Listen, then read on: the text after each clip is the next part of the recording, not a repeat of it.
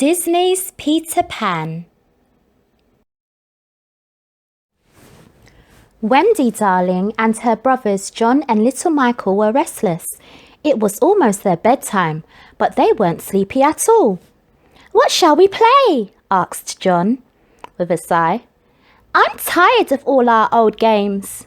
"Well," said Wendy, "I could tell you a story about Peter Pan and the pirates." "Hooray!" shouted Michael and John. So Wendy told them about Peter Pan and the pirates. Wendy knew lots of stories about Peter Pan. Peter was a magical boy who lived in Neverland with his friends, the Lost Boys, and a pixie named Tinker Bell. In Wendy's stories, Peter and his friends had lots of exciting adventures. After Wendy had finished her story, John and Michael pretended to be pirates. "Take that!" shouted John as he waved his toy swords. Just as the children were falling asleep, there came a voice from outside their window. "It must be around here somewhere," the voice said. It was Peter Pan. Peter often flew by the nursery window. He loved Wendy's stories, especially since they were all about him. But the last time he had visited the nursery, he had left something behind. "Have you seen my shadow?" Peter asked. "Oh, Peter," said Wendy. "Here's your shadow. Sit down and I'll sew it back on." While Wendy sewed, her brothers asked Peter about Neverland. "Neverland?" said Peter with a laugh. "It's a wonderful place. I'll take you there," he offered. "Once we're there, Wendy, you can tell the Lost Boys your stories, and John and Michael can help us fight pirates." "But how can we get there?" Wendy asked. "That's easy. All you've got to do is fly." "Just think happy thoughts," Peter told them. The children thought their happiest thoughts, but they still couldn't fly. "We won't be able to go with you," said a disappointed Wendy. Peter was puzzled for a moment, but then he laughed. "I forgot the pixie dust," he said. He sprinkled some of Tinker Bell's magic dust on the children. In no time at all, they were flying through the air on their way to Neverland. Before the children knew it, they had reached Neverland. Wendy sighed and said, "Oh, Peter, it's just as I dreamed it would be." Suddenly, they heard a mighty boom, and a cannonball zoomed past them. It had come from the pirate ship below, which belonged to Captain Hook, Peter's enemy. The captain had lost his left hand fighting with Peter, and a hungry crocodile had swallowed it. Now, Captain Hook spent all his time trying to catch Peter Pan. "Don't be scared," said Peter. "We can outfly him easily." Peter brought Wendy and her brothers to his home. He lived in a secret underground hideout with the Lost Boys and Tinker Bell. Tinker Bell was jealous of the new arrivals. She thought Peter Pan liked his new friends better than he liked her. So she told the Lost Boys to fire their arrows at Wendy and her brothers. Luckily, Peter arrived just in time to save Wendy, Michael, and John from the ambush. When he told the Lost Boys that Wendy was actually going to tell them stories, they realized that Tinker Bell had tricked them. While Peter showed Wendy and her brothers his secret hideout, Tinker Bell flew away. Later, the Lost Boys offered to take Michael and John on a tour of Neverland. "Oh boy," said Michael as they marched through the jungle. "I bet we'll have plenty of exciting adventures here." As the boys followed John through the jungle, none of them noticed that they were being watched from behind the bushes and trees. Without warning, a group of Indians leaped out of the bushes and grabbed the boys. The Indians tied up the boys and took them to the Indian village. At the village, the Indian chief was waiting for them. He was very angry.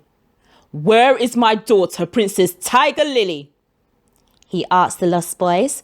"What have you done with her?" "We haven't done anything with her," said the boys. "Will you let us go now?" "No," answered the chief. Meanwhile, Peter was giving Wendy her own tour of Neverland. As they flew, Peter suddenly noticed Captain Hook and his first mate, Mr. Shmee, in a small boat. They were headed for Skull Rock, and they were not alone. They had captured Princess Tiger Lily. Peter Pan and Wendy flew closer. "If you don't tell us where Peter Pan's secret hideout is, we will leave you here," Captain Hook said to Tiger Lily. But Tiger Lily refused to even look at Captain Hook. At once, Peter flew down to rescue Tiger Lily. "Stop what you're doing, Hook, or you'll have to answer to me," Peter shouted. Captain Hook and Peter began fighting, but Peter was much too quick for the captain. In the water nearby, a hungry crocodile watched as Peter and Hook fought. It was the very same crocodile that had once swallowed Hook's hand. The crocodile had liked the taste so much that he always followed Hook around, hoping to get another bite. Hook was no match for Peter, and he soon fell into the water. The crocodile had been waiting for this chance. Hook, however, was determined to escape its gasping jaws. "Shmee!" he shouted. "Save me!" "I'm coming, Captain, I'm coming. Hold on!" Shmee shouted as he rowed swiftly towards Hook. While Shmee rescued Hook from the crocodile, Peter quickly untied Tiger Lily. Then Peter flew away, carrying Tiger Lily in his arms. Wendy followed them to the Indian village. The chief was very happy to get his daughter back. He released all the boys at once. Then he gave orders for a big celebration. Everyone sang and danced and had a wonderful time. After the party, Peter, Wendy, and all the boys went back to the secret hideout. Tinkerbell hadn't gone to the party. She was still jealous of Wendy. And when everyone returned, Tinkerbell flew off by herself. She was so angry that she didn't notice someone watching her. Suddenly, the little pixie found herself trapped in a pirate's cap. Shmee hurried back to the ship with Tinkerbell. Once aboard the ship, Shmee released Tinkerbell. "Welcome aboard, Miss Tinkerbell," said Captain Hook. "I am sure you have noticed," he continued, "that things have gone from bad to worse on this island since that girl Wendy arrived. Tomorrow I'll be leaving the island forever. I'll take Wendy to sea with me if you tell me where I can find her." All Tinkerbell wanted was to get rid of Wendy. She dipped her feet in some ink. Then on the map she showed Hook where the hideout was. She didn't know Hook was really after Peter Pan. "You've been most helpful," sneered Hook. "Now I have Peter Pan where I want him." Hook locked Tinkerbell in a lantern and ordered his men to surround Peter's hideout. Meanwhile, Wendy and her brothers had decided it was time to go home. The Lost Boys wanted to join them, but Peter didn't want to leave Neverland, so he stayed behind in the hideout and never saw the pirates capture Wendy and the boys as they left. The pirates took Wendy and the boys to the ship. They tied the frightened children to the big mast. "I'll give you a choice," said Hook. "Become pirates or walk the plank." When Tinkerbell had heard Hook's plan, she knew she had to warn Peter. She was finally able to break the glass in the lantern and escape. Then she quickly flew back to the hideout. Excitedly, she told Peter that he had to save Wendy and the boys. Back on the pirate ship, Captain Hook was demanding an answer. "What will it be?" said Hook.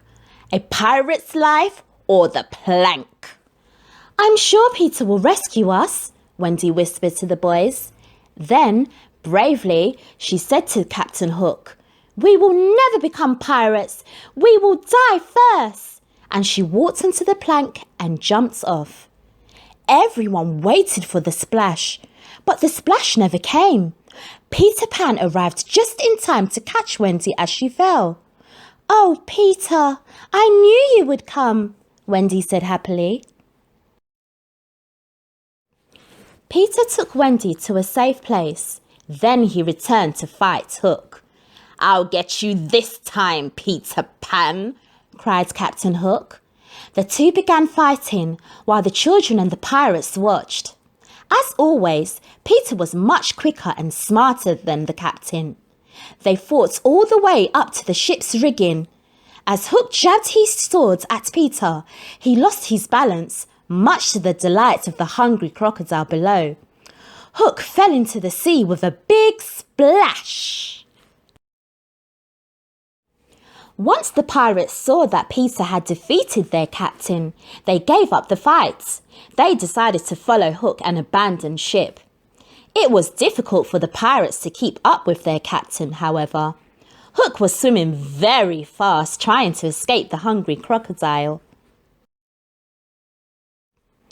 Back on the ship, everyone cheered for Peter Pan. They were surprised to hear him give orders to cast off. "Where are we going?" Wendy asked him. "I'm taking you home," Peter told her. At Peter Pan's command, Tinker Bell happily sprinkled the pirate ship with golden pixie dust to make it fly. Soon, the children were back in the nursery. They knelt by their window and watched the magical ship sail off into the starry sky. As they waved goodbye, Wendy and her brothers knew they would never forget their adventures with Peter Pan.